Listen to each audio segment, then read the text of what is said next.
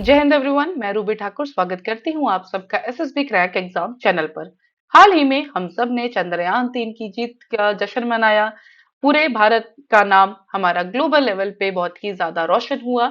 तो अब अगला जो कदम है हमारा इसरो का, वो है सूरज की तरफ। तो अब इसरो अपना जो अगला मिशन है वो भेज रही है सूरज पर, जिसका नाम है आदित्य L1।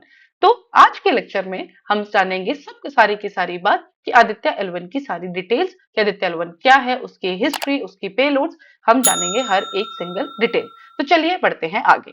तो फाइनली आदित्य L1 की जो लॉन्चिंग डेट है वो रिलीज हो चुकी है, उसकी जगह रिलीज हो चुकी है, उसका वक्त रिलीज हो चुका है कि ये मिशन हमारा कब, कहां और कितने बजे जाएगा। तो जो डेट है हमारे मिशन की वो है 2 सितंबर। जगह है श्रीहरिकोटा, जो कहाँ है, आंध्र प्रदेश में। और जो वक्त है वो है 11:50 पर। तो 11:50 पे 2 सितंबर और श्रीहरिकोटा से इस पर्टिकुलर मिशन को लॉन्च किया जाएगा। उम्मीद करते हैं भारत को इसमें भी जीत ही हमारी हासिल हो। एक चीज और हम देखते हैं, इसमें आप एक चीज देख रहे होंगे, लिखा है first space based Indian observatory. इसका क्या मतलब हुआ? देखिए, जैसे हमारा चंद्रयान गया था तो वो चांद के सरफेस पर जाकर उतरा था, लेकिन अब सूरज के ऊपर तो हम नहीं उतर सकते। आपको भी पता है कि जो उसका टेम्परेचर है, कितना हाई टेम्परेचर है, इसलिए इसको ऑब्जर्वेटरी क्यों बोला। ये एक पर्टिकुलर पॉइंट पे पहुंचने के बाद उसके अराउंड घूमेगा। अब वो पॉइंट कौन सा है? आप जो बार बार मेरे मुझसे सुन रहे हैं, L1 जो हम बोल रहे हैं, आदित्य L1 हमारे मिशन का नाम है। ये आदित्य L1 क्या है? Lagrange point. ये क्या होता है ये मैं आपको आगे बताऊंगी थोड़ी देर में। अभी के लिए आप इतना जानिए कि इसका जो नाम है दैट इज लेग्रांज पॉइंट, और इस पर्टिकुलर पॉइंट पर ही हमने अपना मिशन टारगेट किया है कि जो हमारा क्राफ्ट जाएगा वो इस पर्टिकुलर मिशन तक पहुंच जाए। चलिए आगे। तो इतना हम जान लिया। अब सबसे पहली बात कि हमें सूरज को पढ़ना जरूरी क्यों है? क्या जरूरत है कि हमें सन को पढ़ने की जरूरत पड़ रही है, हमें वहां के लिए पर्टिकुलरली कोई मिशन भेजना पड़ रहा है? तो देखिए, जो हमारा सन है वो बेसिकली बना है किससे? सुपर हॉट आयनाइज्ड गैसेस, जिसको हम क्या बोलते हैं? प्लाज्मा। एक बात तो आप सब जानते हैं कि हमारे सोलर सिस्टम का जो सबसे मेन एलिमेंट या जो कोर एलिमेंट है वो है सूरज। तो अगर सूरज के एनवायरनमेंट में कुछ भी चेंज होगा तो क्वाइट ऑब्वियस है कि बाकी जगहों पे जो पूरा उसके अराउंड जो सिस्टम घूमता है उसमें भी तो चेंज होगा। तो बेसिकली इसी पार्ट को स्टडी करने के लिए हम आदित्य L1 भेज रहे हैं कि हम सूरज को देख सके और साथ में उसको ऑब्जर्व करने के साथ साथ हम ये देखें कि उसका क्या इन्फ्लुएंस पड़ रहा है हमारे अर्थ के ऊपर। क्योंकि जैसे ही हमारा प्लाज्मा के अंदर मूवमेंट्स होती है तो हमारा जो सन का एनवायरनमेंट है उसमें भी हमें चेंजेस देखने को मिलते हैं। अब उनका इन्फ्लुएंस पृथ्वी पे क्या होगा, अब ये तो हमें पता लगेगा बाद में जब पूरी स्टडी कंप्लीट हो जाएगी। अब सबसे पहले जानते हैं इसका नाम। तो आप सबने बचपन में देखा होगा, सुना होगा कि आदित्य, आदित्य जो है बेसिकली हम किसको बोलते हैं? सूरज को। जो हमारा आदित्य है ये है हमारी संस्कृत टर्म, और इसको वैसे क्या बोलते हैं हम? सन। L1 मैंने आपको बता दिया कि ये वो पॉइंट है जहां पे ये हमारा मिशन पहुंचेगा। ठीक है। तो आदित्य L1, सन L1, तो ये सिर्फ एक संस्कृत का नाम है। अब जानते हैं इसकी हिस्ट्री। क्या हमेशा से ये आदित्य L1 ही था कि उससे पहले इसका नाम कुछ और भी था? तो आदित्य मिशन की जो सबसे पहले हमने बात की थी वो की थी 2008 में। तब इस मिशन का जो नाम था वो था सिर्फ आदित्य। रीजन क्या था? उस पर्टिकुलर टाइम पे जो हमारा मिशन है वो सिर्फ आउटर कोर को, आउटर जो लेयर है हमारी सन की, उसको स्टडी करने के लिए जा रहा था। आउटर लेयर में कौन सी? हमारी कोरोना। कौन सी लेयर्स होती है सन की ये भी मैं आपको आगे बताऊंगी। तो बेसिकली 2008 में जो बात की गई थी वो सिर्फ कोरोना को पढ़ने के रिलेटेड बात की गई थी, कोरोना के बारे में जानने के लिए बात की गई थी। लेकिन उसके बाद 2019 में इस पूरे के पूरे मिशन को रीनेम किया गया, इसका बजट बढ़ाया गया, वो भी हम देखेंगे। तो इसका जो रीनेम किया गया दैट वाज आदित्य, ये मेंशन है देखिए, आदित्य L1। कब? 2019 में हमने इसका नाम चेंज किया, क्योंकि इस पर्टिकुलर टाइम पे हमने डिसाइड किया था कि हम सारी ही जो लेयर्स हैं, चाहे वो हमारी 3 लेयर्स होती है सन की, वो मैं आपको आगे बताऊंगी, उन सारी लेयर्स को स्टडी करने के लिए अब हमारा मिशन जाएगा। तो इस पर्टिकुलर का जो बजट, जो पहले वाला आदित्य था उसके लिए बजट था सिर्फ 3 करोड़ रुपए, लेकिन अब जो हमारा आदित्य L1 बना है उसका बजट है 400 करोड़ रुपए। तो अब सबसे पहले सबका डाउट आप लोगों को जो ना समझ में आए, जो थोड़ा टफ पॉइंट है इस पूरे मिशन के अंदर, वो है कि ये लेग्रांज पॉइंट क्या होता है। तो इसके बारे में पढ़ने से पहले, जानने से पहले आप पढ़िए एक डेफिनेशन जो हमारी नासा देती है। नासा कहती है the gravitational pull of two large masses, दो लार्ज मासेस होने चाहिए, precisely equals the centripetal force required for a small object to move. मतलब दो लार्ज मासेस, उनका ग्रेविटेशनल फोर्स अगर इक्वल हो जाता तो बीच में एक छोटी सी जो ऑब्जेक्ट है वो अपने आप इनके साथ ही मूव करने लग जाएगी। तो ये जानते हैं यहाँ पे। ये देखिए, आपको भी जो स्क्रीन पे पिक्चर दिख रही है इसके अंदर आप क्या देख रहे हैं कि ये है हमारा सन, ये सन, ये अर्थ। लेग्रांज पॉइंट का है, यहां है कहीं बीच में। तो क्या होगा, सन की अपनी एक ग्रेविटेशन फोर्स है, अर्थ की अपनी एक ग्रेविटेशन फोर्स है।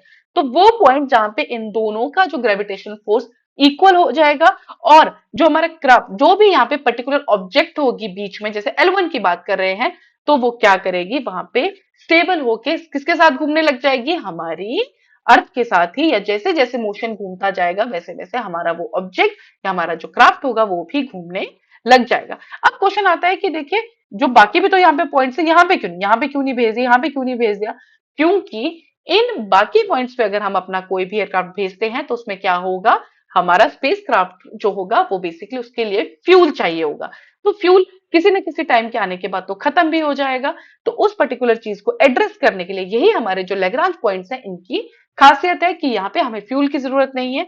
अगर हमारा स्पेसक्राफ्ट वहां तक पहुंच जाता है तो क्या होगा, हमारा जो उसका जो मोशन है, जो उसकी मूवमेंट है, वो साथ साथ ही इन बॉडीज, जैसे अर्थ यहाँ पे एक बॉडी है, उसके मोशन के साथ ही वो घूमने लग जाएगी। उम्मीद करती हूँ अब आपको लेग्रांज पॉइंट के बारे में समझ आ गया होगा। तो लेग्रांज पॉइंट जो है बेसिकली किसने दिया था, ये थे हमारे एक इटालियन फ्रेंच मैथमेटिशियन जिनका नाम था जोसेफी लुइस लेग्रांज। इन्होंने 5 पॉइंट्स दिए थे, इन्हीं के नाम के ऊपर ये पॉइंट्स का नाम भी रखा गया, L1, L2, L3, L4, L5। ठीक है, तो इन 5 जो पॉइंट्स है इनकी खोज किसने की थी, हमारे मैथमेटिशियन जोसेफ लुइस लेग्रांज। ऐसा नहीं है कि L1 पॉइंट पे सबसे पहले आदित्य मिशन ही पहुंच रहा है, उस पर ऑलरेडी एक सैटेलाइट काम कर रही है, वहां पे है, जिसका नाम क्या है, सोहो। शॉर्ट फॉर्म में हम क्या बोलते हैं इसको, SOHO, solar and heliospheric observatory satellite, जो कि यूरोपियन स्पेस एजेंसी की एक सैटेलाइट है। तो देखिए, अब देखते हैं कि ऑब्जेक्टिव्स क्या है हमारे आदित्य L1 के। तो जैसे कि मैंने आपको ऊपर भी बताया, हमने ऊपर डिस्कस किया कि हमारे जो L1 के ऑब्जेक्टिव्स हैं वो क्या है, 3 लेयर्स को पढ़ना। तो आप यहाँ पिक्चर में देखिए, पहली लेयर कौन सी, हम जो डीपेस्ट लेयर है उसका नाम है फोटोस्फेयर। आउटर मोस्ट लेयर हमने डिस्कस किया, दैट इज हमारी कौन सी, कोरोना। कोरोना क्या है, हमारी सबसे बाहर की लेयर। और जो बीच में आती है हमारी है क्रोमोस्फेयर। तो इन 3 लेयर्स को पढ़ने के लिए बेसिकली हमने ये मिशन जो है आदित्य L1 पॉइंट, एक ऑब्जेक्टिव, जो पहला ऑब्जेक्टिव है वो ये है कि देखिए नीचे डायग्राम में भी अगर आप देखेंगे तो ये जो आप थोड़ा बाहर में बिल्कुल देख रहे हैं इसका नाम है कोरोना।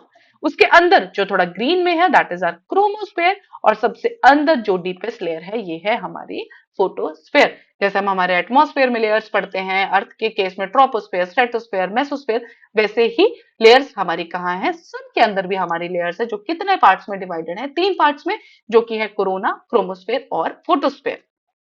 चलिए बढ़ते हैं आगे। आप सबने एक चीज और सुनी होगी कि solar flares, solar storms, coronal heating, coronal mass इजेक्शंस। तो बेसिकली अगर हम देखें ये क्या है, सूरज के आसपास भी तूफान आते हैं। तो तूफान हवा का नहीं, किसका, ये जो सोलर फ्लेयर्स होते हैं, जो सोलर से निकलने वाली गैसेस होती हैं, इनके जो तूफान आते हैं, इनको स्टडी करने के लिए।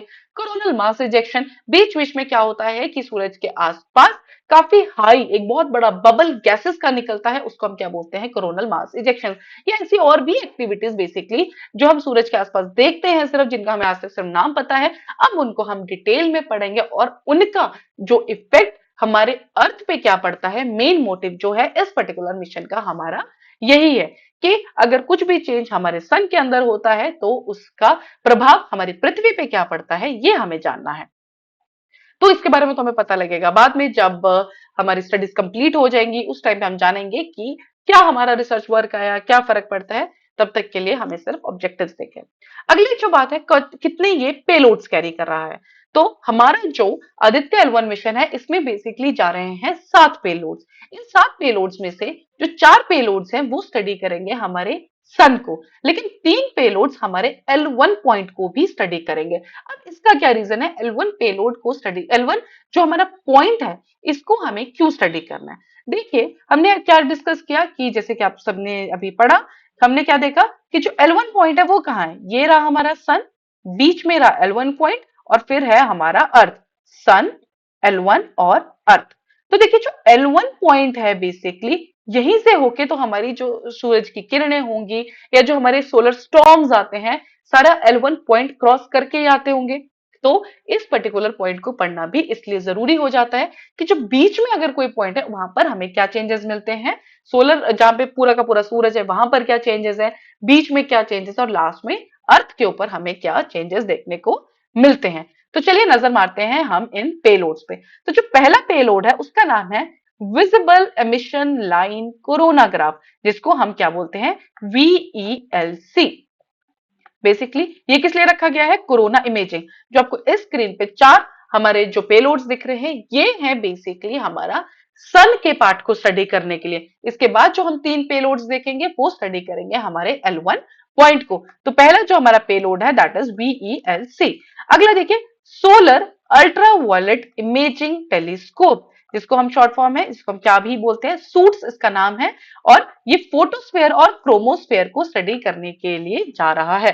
पहला कोरोना के लिए कौन सा है, हमारा VELC, और जो सूट है वो किसके लिए है, क्रोमोस्फेयर और फोटोस्फेयर के लिए। अगला है solar low energy x ray spectrometer, जो ये किस चीज के लिए, जो सॉफ्ट एक्सरे स्पेक्ट्रो, मतलब हमारी जो वहां से रेज निकलती हैं वहां पे सॉफ्ट वाले पोर्शन, इसके अंदर डिटेल्स में आपको जाने की जरूरत नहीं है। तो आपको पेलोड का नाम ध्यान रखना है, कौन सा है, solar low energy x ray spectrometer, जो कि क्या स्टडी करेगा, soft x ray spectrometer for sun. Similarly जो लास्ट जो सन के प्रति सन के लिए हमारा जो पेलोड है जिसका नाम क्या है, high energy L1 orbiting x ray spectrometer, जो किसके लिए, हार्ड एक्सरेज के लिए।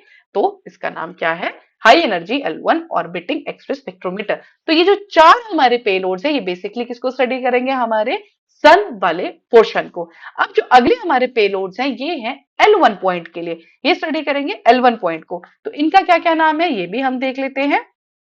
जो हमारा पहला पेलोड है that is Aditya solar wind particle experiment, जो एनालाइज करेगा सोलर विंड्स वाले पार्ट को। मैंने आपको बताया कि सूरज यहाँ पे सोलर के आसपास, सन के आसपास हमें क्या मिलती है, सोलर विंड्स।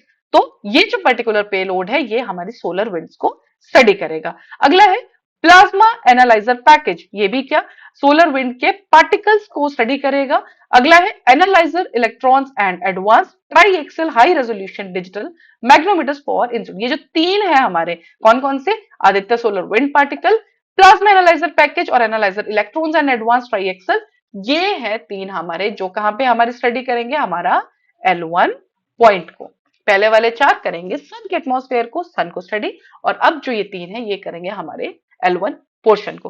तो अब हमने देखा पूरा का पूरा आदित्य L1, लेकिन इसका लॉन्च व्हीकल कौन सा है ये भी हमारे लिए जानना बहुत जरूरी है। तो जो इस पर्टिकुलर मिशन का जो हमारा लॉन्च व्हीकल है उसका नाम है PSLV XL. So this is important portion कि इसको जो लॉन्च किया जाएगा हमारा कहां से किया जाएगा, PSLV एक्सेल से। डेट मैं आपको ऑलरेडी बता चुकी हूँ, 2 सितंबर को 11:50 पे इसको लॉन्च किया जा रहा है श्रीकोटा, हमारा कहां पे, आंध्र प्रदेश से। और ये भारत का हमारा पहला ऐसा मिशन है जो हमारा सूरज को स्टडी करने के लिए जा रहा है। तो ऐसा नहीं कि आदित्य का पहला मिशन है, पहले भी हमारे कुछ 16 मिशन हैं जो बाकी कंट्रीज ने लॉन्च किए हुए हैं। अभी जो आपको आपकी स्क्रीन पे दिख रहे हैं ये है हमारे नासा के मिशन जो नासा ने लॉन्च किए हुए हैं। जैसे कि आप नाम देखेंगे, एडवांस कंपोजिशन एक्सप्लोरर लॉन्च 1997 में इसको लॉन्च किया गया था। सोलर टेरेस्ट्रियल रिलेशन ऑब्जर्वेटरी इसको 2006 में लॉन्च किया गया था। सोलर डायनेमिक ऑब्जर्वेटरी इसको 2010 में लॉन्च किया गया था। इंटरफेस रीजन इमेजिंग स्पेक्ट्रोग्राफ इसको 2013 में लॉन्च किया गया था। ये सारे के सारे मिशन किसने लॉन्च किए हैं, हमारे नासा ने। ये जो मिशन है एक और हम आगे मिशन देख रहे हैं जिसका नाम है हिनोड, जो हमारा जापान का मिशन है। तो हिनोड जिसका एक और नाम सोलर 20 को बोलते हैं, ये किसके बाद आया था, हमारा योको, ये भी हमारा जापान का ही मिशन है। इसका नाम था सोलर ए, हिनोड है सोलर बी। ये हमारा यूएस, यूके और जापान के कोलैबोरेशन में आके लॉन्च हुआ है। ठीक है, तो ये थे हमारे सोलर मिशन। और एक मिशन जो हमारा फ्यूचर के लिए भी शेड्यूल्ड है वो है यूरोपियन स्पेस एजेंसी का, जो कि 2024 में वो लोग लॉन्च करने वाले हैं। उसका नाम है प्रोबा 3। इसको सोचा गया है कि 2024 में वो लोग लॉन्च करेंगे। ये inner layers of the sun atmosphere को ही स्टडी करने के लिए जा रहा है।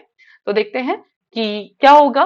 तो अभी तो फिलहाल हम वेट करेंगे आदित्य L1 के लिए कि आदित्य L1 फिर से एक बार अपना जीत दर्ज कराए। जैसे कि हमारे चंद्रयान 3 में भारत ने एक बहुत बड़ा नाम बनाया, वैसे उम्मीद करते हैं कि हमारा आदित्य L1 भी उसी रेट पे सक्सेसफुल हो।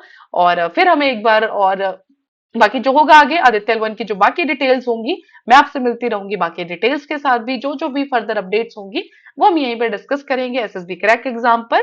तो देखिए अभी आपके सामने स्क्रीन पे दिख रहा होगा एसएसबी इंटरव्यू ऑनलाइन कोर्सेज। तो जी हाँ, एसएसबी क्रैक एग्जाम आपको इंटरव्यू ऑनलाइन कोर्सेज में तैयारी भी कराता है।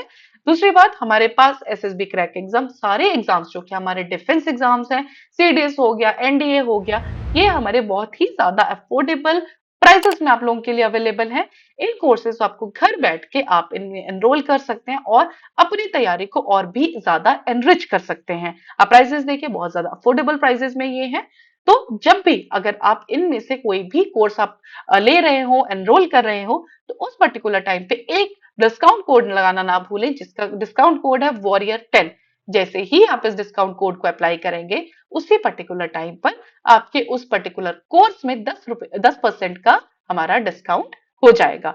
So that's all for this particular lecture. I hope आपको आदित्य L1 की सारी डिटेल्स क्लियर हो गई होंगी। जय हिंद, जय भारत। अगर आप एक डिफेंस एस्पिरेंट हैं और SSB interview, NDA, CDS, AFCAT जैसे एग्जाम्स के लिए प्रिपेयर कर रहे हैं, तो आप एसएसबी क्रैक एग्जाम्स के कोर्स को चेक करना ना भूलें। आप हमारी लर्निंग एप्लीकेशन को गूगल प्ले स्टोर से भी डाउनलोड कर सकते हैं।